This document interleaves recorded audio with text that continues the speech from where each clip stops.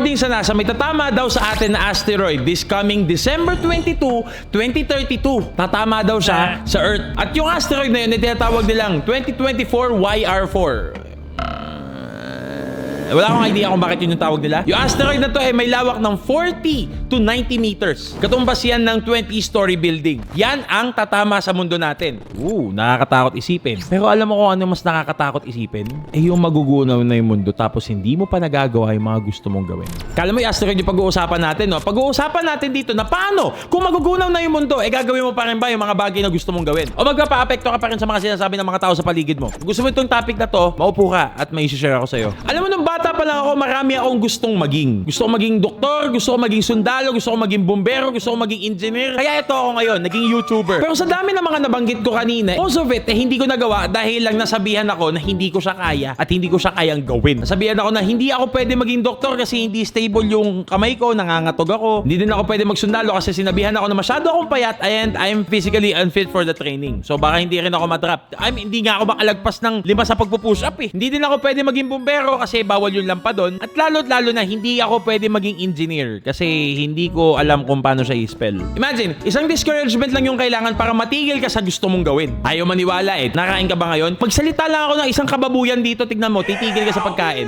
Syempre hindi ko gagawin yun. Pero isang further example nito maasar ka sa ginagawa mo. Hindi maasar eh. It's more like inaasar ka sa ginagawa mo. Sisimulan mo pa lang yung gusto mo pero sa pang-aasar at pambabatikos nila, mukhang hindi mo na itutuloy. Mukhang hindi mo na uumpisahan. Gusto mo mag-basketball pero natawag kang bansot, hindi ka fit para mag-basketball, aayaw ka na. Or minsan sasagot ka sa klase mo sa recitation kasi alam mo yung sagot, hindi ka na magtataas ng kamay kasi tatawagin kang bida-bida. Tatawagin kang pasikat. Or naisipan mo mag-gym, gusto mo magbuhat, gusto mo maging physically fit, pero ititigil mo na kasi sasabihin lang sa'yo, So, pisa Damian, para may pa-post ka lang sa Instagram eh. or ito, pinakamalapit na example. Gusto mong mag-YouTube, gusto mong mag-vlog, pero madami kang maririnig na Sus, napakapiling ewan naman ito. Kala mo naman sisikat. at sa baba ng kumpiyansa mo sa mga naririnig mo, hindi mo na siya itutuloy. Ayaw mo na. Iisipin mo, wala naman sumusuporta sa akin dito para sa akin kasi wala namang naniniwala sa akin Yan yung tumatakbo sa utak mo, yung mga sinabi nilang hindi maganda. Ang swerte nga nung mga nasabi nilang hindi maganda kasi nangungupahan sa utak mo ng libre. And with that mindset that you're having na iniisip mo na, hindi ko naman kaya to kasi sinabi nila hindi ko kaya Hindi mo na nga nagawa yung gusto mo, pero sinuportahan mo pa yung sinabi nila sa'yo. Napagdamutan mo pa yung sarili mo sa gusto mong gawin. Sa paanong paraan? Sa paraan na hindi mo man lang inalaw yung sarili mo masubukan yung bagay na yun. Like, kailan naging masama o kailan naging pangit yung sumubok? Well, at least hindi krimen o hindi something illegal. Sumubok ng hindi illegal Alam mo, ma-unquote ako dito sa mga pinagsasabi ko dito. Kaya laging motto ko sa sarili ko, walang ibang tao makakapagpahinto sa'yo kundi ikaw lang. Ikaw lang talaga. So kung sabihin man ng mga tao na,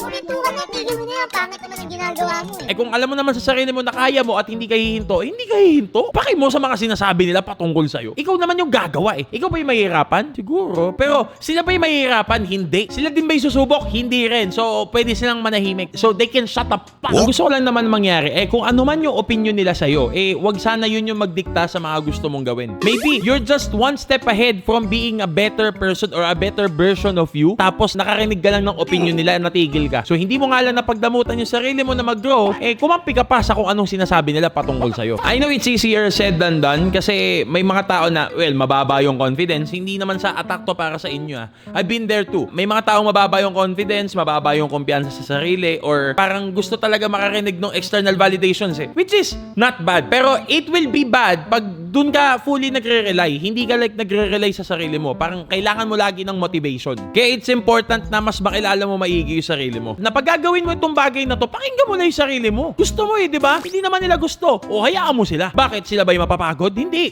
Ikaw yung mapapagod. Which is okay lang kasi yung pagod mo na yun, magiging fruitful naman yun kasi sinubukan mo yung bagay na gusto mo. Ano yun? Hindi mo siya nagawa dahil sinabihan ka na hindi mo kaya? Sinabihan ka na hindi bagay sa'yo yan? Sinabihan ka na pag ginawa mo yan, napakabaduy mo? Pre, walang power yung word nila kung hindi mo bibigyan ng power yung mga yun. Walang magiging kapangyarihan yung mga pinagsasabi nila, lalo na kung una, hindi mo pinapakinggan, hindi naman natin maiwasan na hindi mo pakinggan. Pangalawa, kung hindi mo lalagyan ng power yung mga yun, dahil hindi mo lalagyan ng kapangyarihan yun over you, nasasabihan ka na ang baduy mo, pwede mo i-deflect. Gawin mo kung ano yung gusto mo. Ikaw naman makakaalam kung hindi yun para sa'yo o para sa'yo talaga yun Hindi sila yung magde-decide. Buhay ba nila yun? Ang pangit nun, nagtagumpay sila sa plano nila, tapos sa plano mo hindi. Anong plano nila? Na mapatigil ka. Tapos yung plano mo na maging maging mabuti sa sarili mo, hindi mo nagawa kasi pinakinggan mo yung plano nila, which is matigil ka sa ginagawa mo. Nagigets mo pa ba yung sinasabi ko? Kaya ako sa'yo, Papito, gawin mo na. Gusto mo mag-produce ng music? Gawin mo na. Gusto mong gumawa ng tula? Gawin mo na. Sinong nahinto sa'yo? Ako? Hindi. Ini-encourage pa nga kita eh. Gusto mo mag-vlog? Simulan mo na. Kunin mo yung camera mo kahit malabo yung camera mo, gawin mo mag-vlog ka. Gusto mo mag-edit? Gawin mo. Walang hihinto sa'yo. Ikaw lang. Pag sinabi mong hindi mo kaya at pinakinggan mo yung sinabi nila sa'yo na hindi mo rin kaya, hihinto ka talaga. Pero dapat ang puso mo, hindi ka dapat nahinto. Ikaw lang dapat makakapagpahinto sa'yo. Kanina ko pa sinasabi to. Hindi ka pa ba napupurga sa sinasabi ko? At saka kung susubukan mo to, hindi naman sila yung magbe-benefit eh.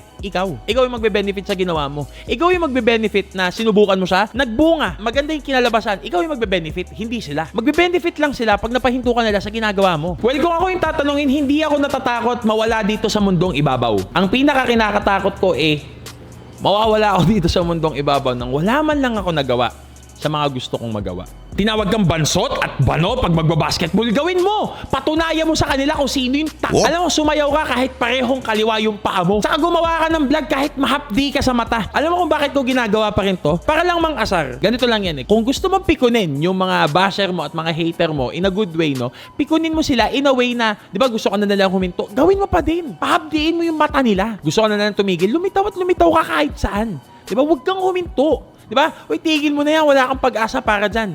Wala ka pa ng pag-asa para dyan. Gawin mo. Para lang mang-asar. Out of spite. Lagyan mo ng asin yung sugat nila. Alam ko, napakalayo pa nun. Sansa na matamaan tayo ng asteroid kasi 8 years pa at saka 3% lang. Actually, naging 1% na nga lang yun. Sansa tumama siya dito sa mundo natin. Pero alam mo yung pinakamalapit? Yung decision mong simulan yung mga bagay na gusto mong gawin. So yun lang. I'm done yapping. Your call for greatness and this is Josh Pint saying na, simulan mo na to. Sus, malayo pa. Hindi naman tayo tatamaan ng asteroid.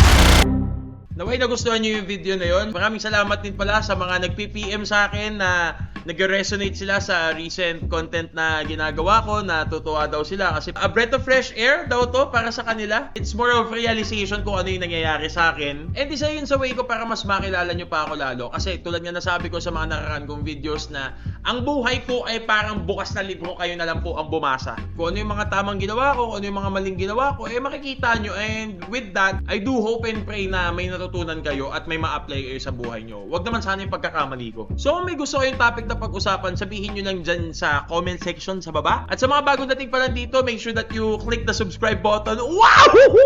2017 YouTube, is that you? Are we back? Tsaka kung nagustuhan nyo din yung video na to, huwag nyo kalimutan i-share, huwag nyo rin kalimutan i-like. Oh my God, we're so back! We're so back to 2017 YouTube. Huwag nyo kalimutan i-like, share, and subscribe, syempre, yung channel ko. Kasi dati ako 900k, parang hahabulin natin si Burong sa subscribers Kaso sa akin, pabalik. And I do hope yung mga next content na magagawa ko magustuhan nyo din. Tulad ng video na ginawa ko nito ngayon. Dahil ito ay nanggagaling sa puso ko. And isa lang ang masasabi ko, bonus po yung ma-monetize yung mga videos ko dito sa YouTube, pero hanggat maaari, ayokong maging driving force ko sa paggawa ng videos. Ang pera. Ang gusto ko, ginagawa ko siya kasi get away ko siya. Get away ko siya sa magulong mundo, get away ko siya sa stress ko sa buhay. Kung ginagawa ko to out of passion. Sobrang dami ko nang sinasabi dito. I'm done yapping. Your call for greatness and this is Josh Pint. Bounce!